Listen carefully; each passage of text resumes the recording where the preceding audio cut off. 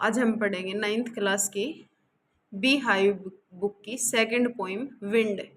ये wind poem जो लिखी है सुब्रमण्या भारती। सुब्रमण्या भारती तमिल पोइट हैं और उन्होंने ये पोइम तमिल भाषा में लिखी। बट ए के रामानुजन जिन्होंने इस पोइम को विंड पोइम को इंग्लिश में ट्रांसलेट किया।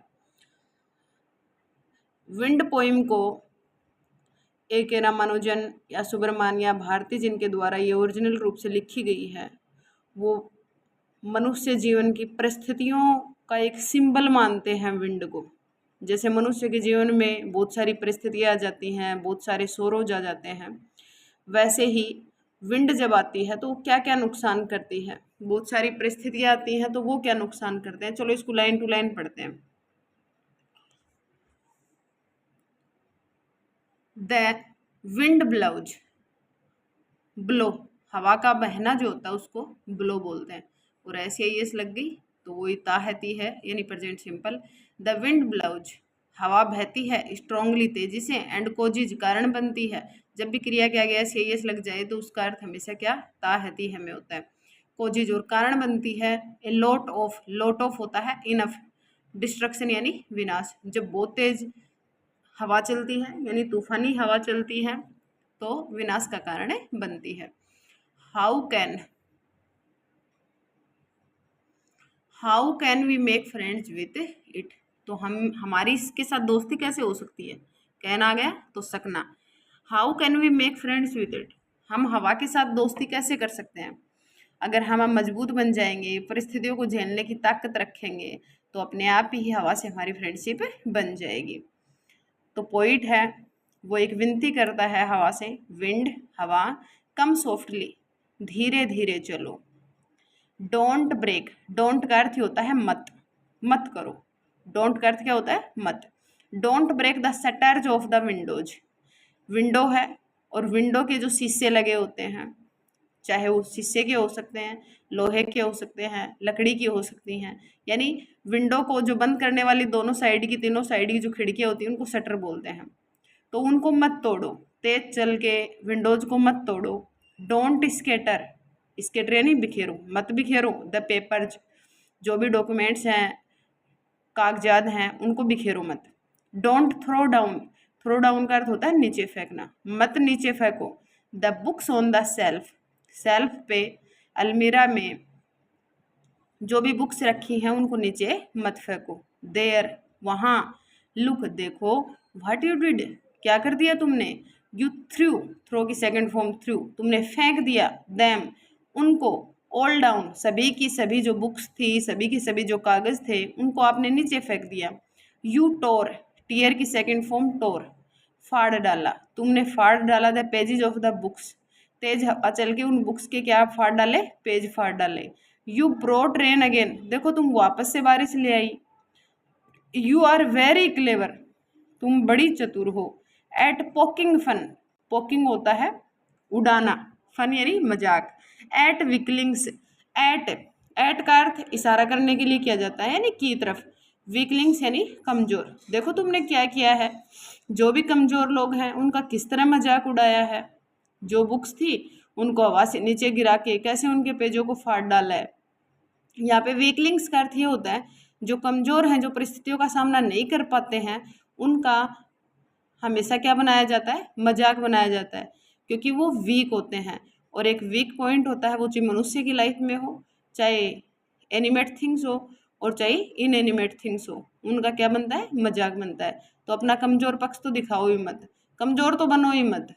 अपनी इच्छा शक्ति हमेशा क्या रखो, मजबूत, ताकि जो परिस्थितियां हैं, समस्याएं हैं, वो आपको क्या लगे, आसान लगे। फ्रेल क्रम्बलिंग हाउसेज, फ्रेल यानी वीक, क्रम्बलिंग यानी टूटते हुए, कमजोर। जो कमजोर घर हैं, क्रम्बलिंग डोर्स कमजोर दरवाजे हैं। क्रम्बलिंग राफ्टर, राफ्टर होती है लकड़ी की, जैसे आजकल मकानों में जो लोहे की गाटर काम में लेते हैं, पहले वहां पे क्या काम में लेते थे, सहतीर काम में लेते थे। लकड़ी की जो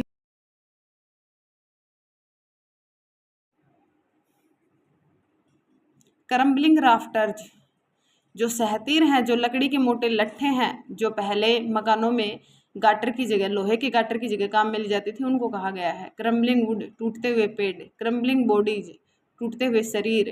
क्रम्बलिंग लाइव्स, कोई भी क्रीचर जो कमज़ोर है। क्रम्बलिंग हार्ट्स, जिनका मन कमज़ोर है। द विंड गॉड विनोज, विंड गॉड उनको क्या करता है, फटकारता है। एंड क्रैसेज, उनको कुचलता है। दैम ऑल, उन सबको, जो भी कमज़ोर है उनको विंड गॉड क्या कर देता है, साइड में कर देता है। जैसे पहले अनाज से कचरे को अलग करने के लिए हमारी दादी मम्मी एक छाछ में डाल के उनको हवा की तरफ करके और थोड़ा ऊंचा पकड़ के नीचे गिराती थी, तो कचरा अलग हो जाता था और जो अनाज था वो नीचे गिर जाता था। He won't do what you tell him, अगर आप विंड को ऐसे कहोगे ना कि तुम कमज़ोर को बिखेरो मत, तोड़ो मत, तो वो ऐसा करेगा नहीं, क्योंकि कमज़ोर है उनको ही मजबूत बनना पड़ेगा। सो इसलिए कम आओ, लेटस, लेटस यानी चलो हम बिल्ड बनाते हैं स्ट्रॉन्ग होम्स, हम अपने घर ही मजबूत बना लेते हैं। Let's joint the doors firmly, हम अपने जो दरवाजे हैं उनको दृढ़ता से बंद करते हैं, दरवाजे मजबूत बनाते हैं। Practice do firm the body, और हमारे शरीर हैं, हमारा जो मन है, हमारा जो फिजिक है, हमारा जो फिजिकल है, हमारा जो शरीर है, शारीरिक विकास है, उसको भी हम क्या करते हैं, मजबूत करते हैं। Make the heart steadfast, steadfast का अर्थ भी यहाँ पे क्या है, स्ट्रॉन्ग। हम हमारे मन को भी और हमारे शरीर को भी, दोनों को क्या बना लेते हैं, स्ट्रॉन्ग बना लेते हैं। डू दिस, अगर हम ऐसा करते हैं, मजबूत घर बना लेते हैं, मजबूत शरीर बना लेते हैं, मजबूत मन बना लेते हैं।